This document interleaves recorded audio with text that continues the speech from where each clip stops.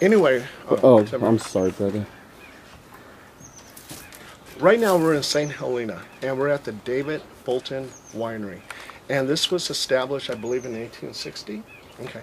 So you're going to go ahead and show us around. You told us that you hear some voices and everything else. So it seems like there's a lot of paranormal activity here. So I'm really anxious to just find out what we're going to find. So you're going to take us to the cellar first?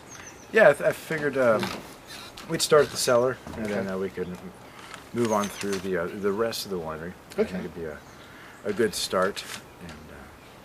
And which way to the cellar? Follow me. Okay, I'll follow you. Okay.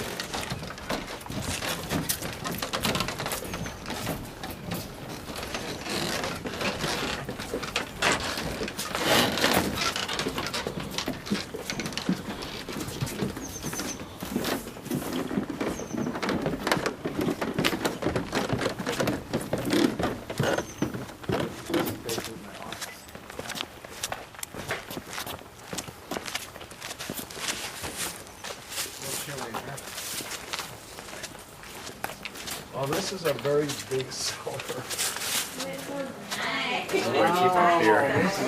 Yeah, I might need one after this.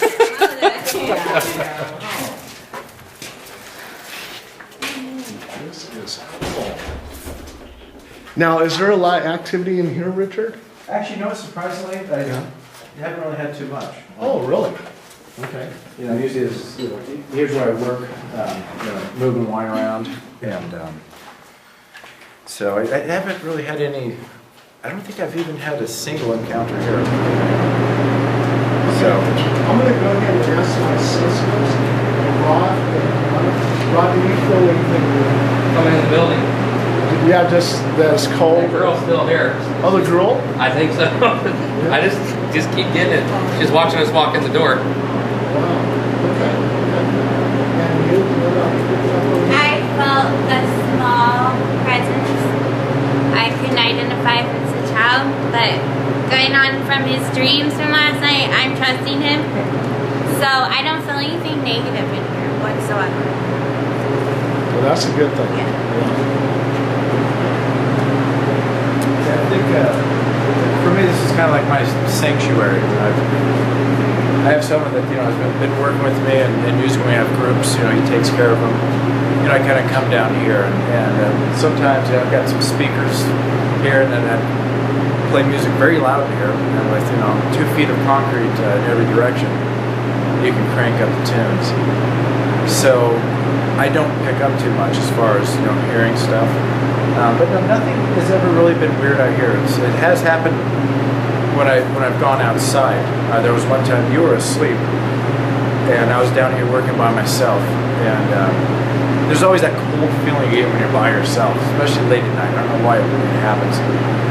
But I went outside, and something weird happened outside, and I couldn't wait to get back up inside and get back to you. I was gonna hide behind you, but not a negative experience. I mean, it was just something that was there that I realized wasn't supposed to be there, and the only way I could describe it, I told you, it was just like a shadow that was about 2 feet off the ground. It just seemed to move around fast. And after that, I decided it was time to get back upstairs. So, Richard, can you show us what you got scratched up? I don't know when it happened because I'd gone to sleep and I didn't realize until I actually had woken up the next day. I felt a stinging sensation. I looked down and then I saw the scratch marks. And you saw them. They were pretty bad. I mean, I searched all over the place looking for something with maybe 4 nails sticking out, like if I was just walking by fast. Couldn't find it. Knowing that if that was the case, I probably would have known when it happened. I would have felt it because one of them was pretty deep. Not like a really bad wound, but just enough, to cause blood to, run from it. And so yeah, that was upstairs. That was in the loft. Are you able to show us that? I believe Okay. Just follow Richard upstairs. Yeah, it's kind of interesting. I mean, and that's a good question. I've never felt anything down here. Like I feel like when I'm down here, kind of like my little sanctuary. Oh, yeah. It's so nice. There's a strong energy of being.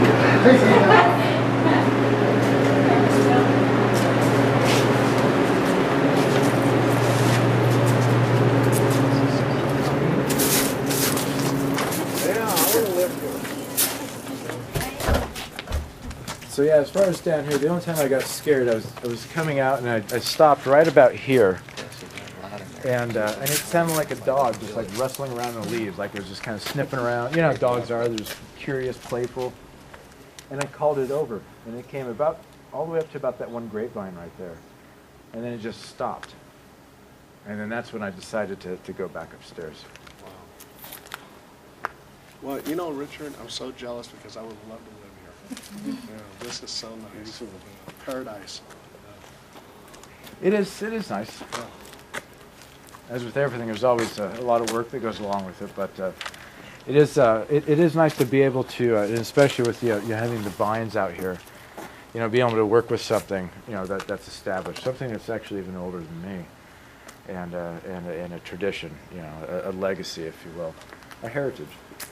And actually, we chose those words for some of the wines that we make, because that's what we want to promote. You know, it's the family. You know, the family is still trying to keep it in the family. It's not an easy thing to do in Napa Valley, and very easy to sell out and sell to whoever. But I'm going off on a tangent. Yeah, Richard, I'm very curious about this loft thing up here. So, can you show us this area?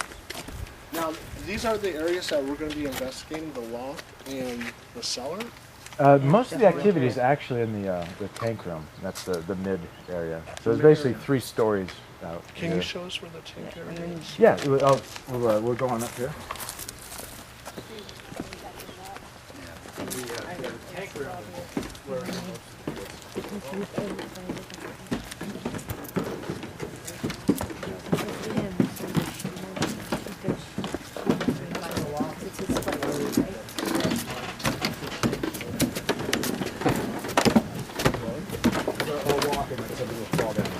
So the tank room is in the hot spot.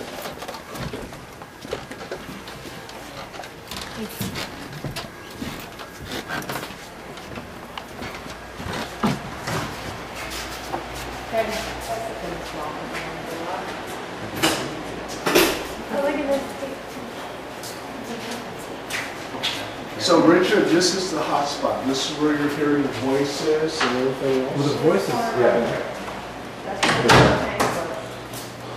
That tank that's on its side outside used to sit right here. You can see the footprint of the blocks. Okay. So it sat here for years, and it always seemed like it was coming from this corner. Okay.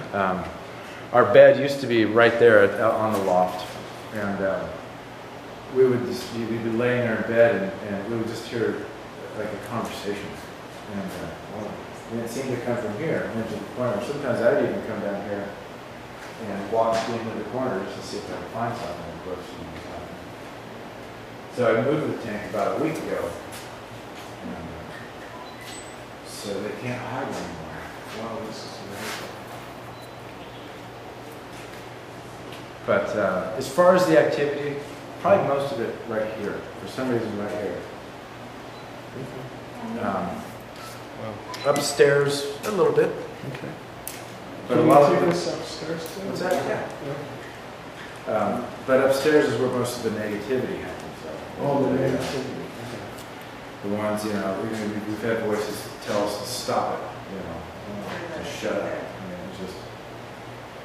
When you're laughing and having. We were Asleep, the laptop closed. I've always heard that energy tries to communicate through phones, laptops, television.